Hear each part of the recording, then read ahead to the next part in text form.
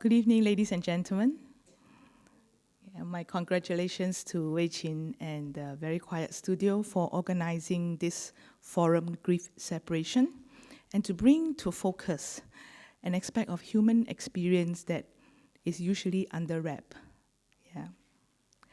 On average, in Singapore, we see about 20,000 deaths annually.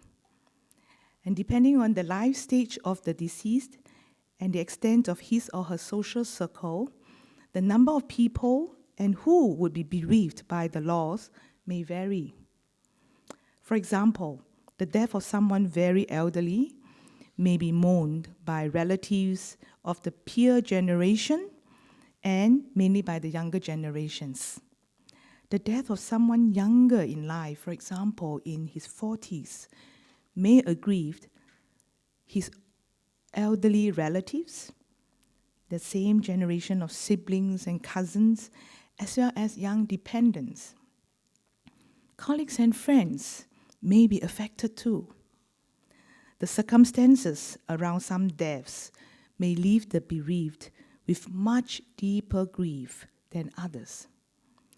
The deaths of children are considered untimely, and their parents are usually much challenged in coping with the loss. Deaths due to circumstances that are perceived as preventable, for example, road traffic accidents, assaults, medical complications, and self-harm, can also leave the bereaved struggling with the aftermath of the loss.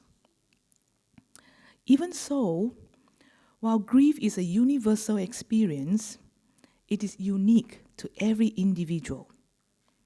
Members of the same family may grieve the loss of their loved one quite differently. Some may choose to talk about their grief, others may prefer to keep to themselves.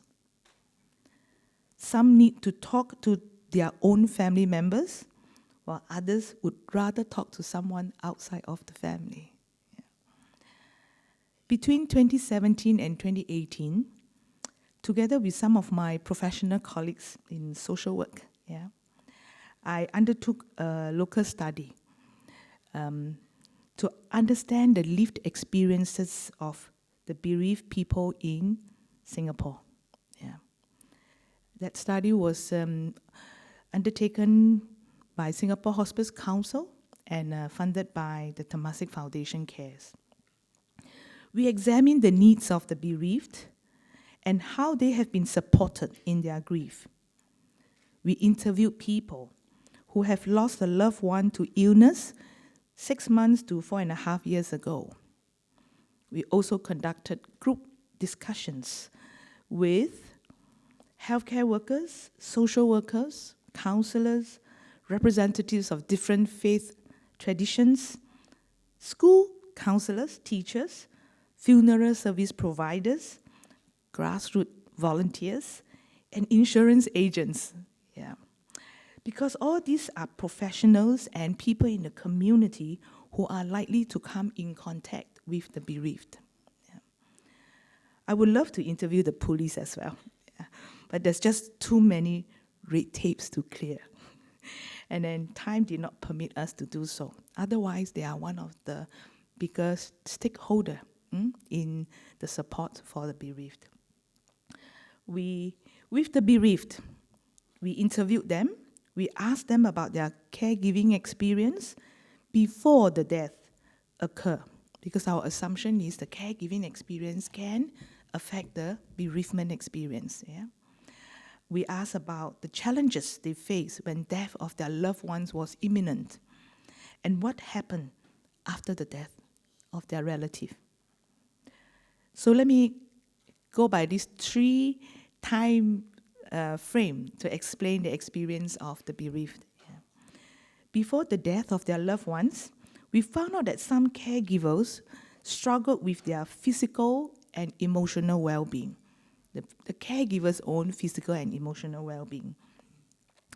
They shared that they neglected their own health, struggled to cope with work, school, and caregiving activities. They found it difficult to support the dying relative to come to terms with end of life. Yeah. So managing their own emotions and managing the emotions of the dying relative. Managing communication and expectations within the family were cited as stressful for caregivers too. Yeah. Conversely, if they have good social support, that is a protective factor for the caregivers from stress. Yeah. When a sick relative was at the verge of death, to the time right after the funeral, their caregivers went into another period of change.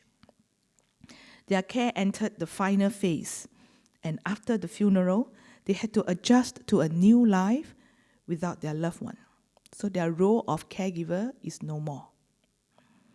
During this critical period, some family members found themselves engaged in heated arguments over the type of end-of-life care to be provided to their relative, as they may not know the care preferences of the dying relative. Intense emotions were reported by the bereaved when they were facing the eventual death of their relative. Many of us are not familiar ourselves with the intensity of emotions that we are capable of. Yeah. Several of the people interviewed described feeling unprepared for the death of their relatives, despite being caregivers. Yeah. In both situations of prolonged illness and unexpected deaths. Together with losing their loved ones, they had also lost the role of a caregiver.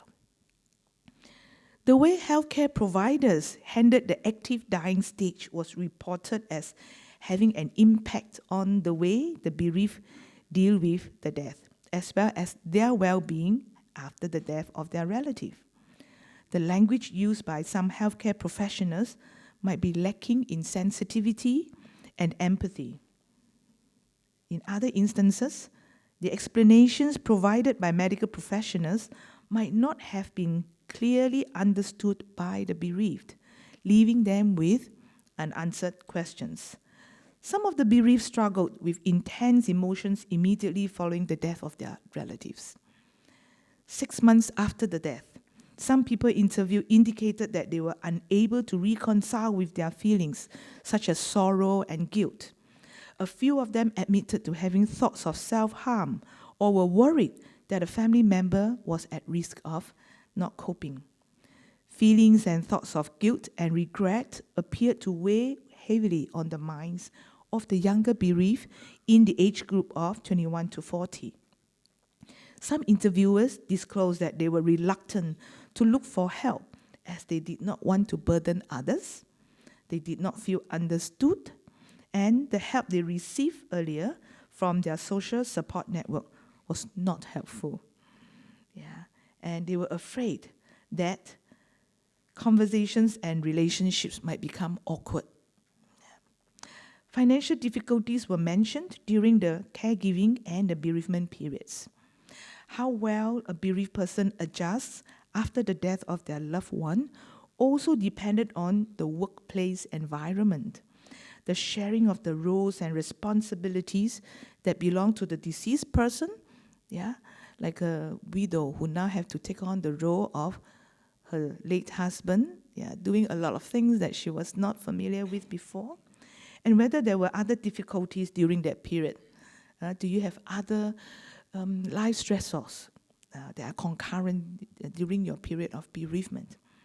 The study also identified seniors who were bereaved as a vulnerable group.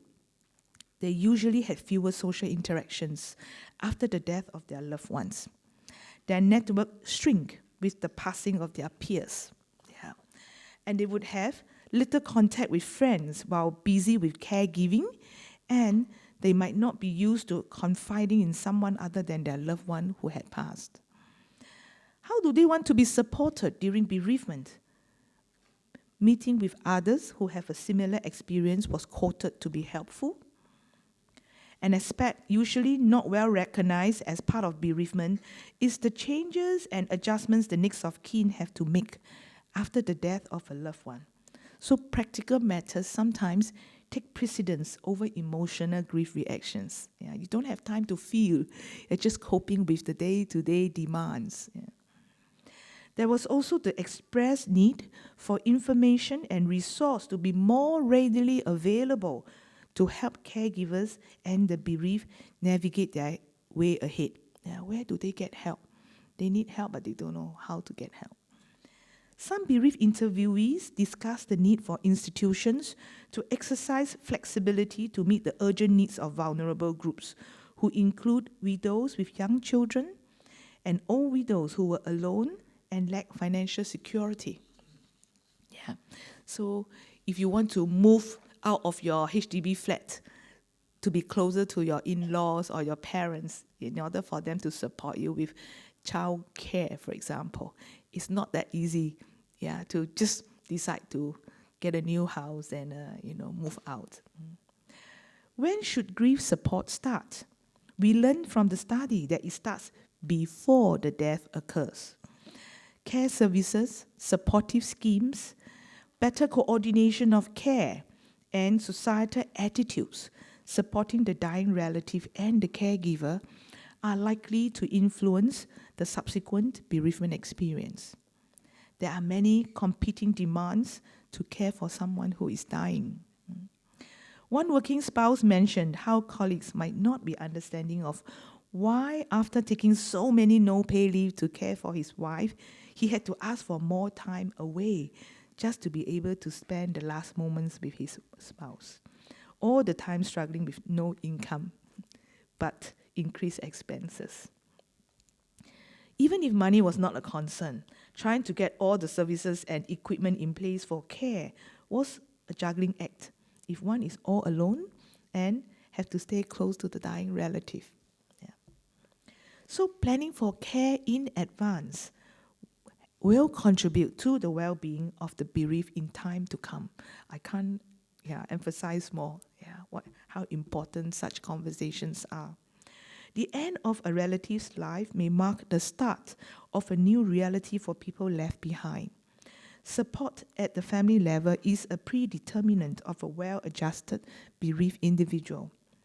A more compassionate society means we need more understanding employers, caregiver-friendly societal policies, social policies, and a community with a high level of grief literacy and death literacy.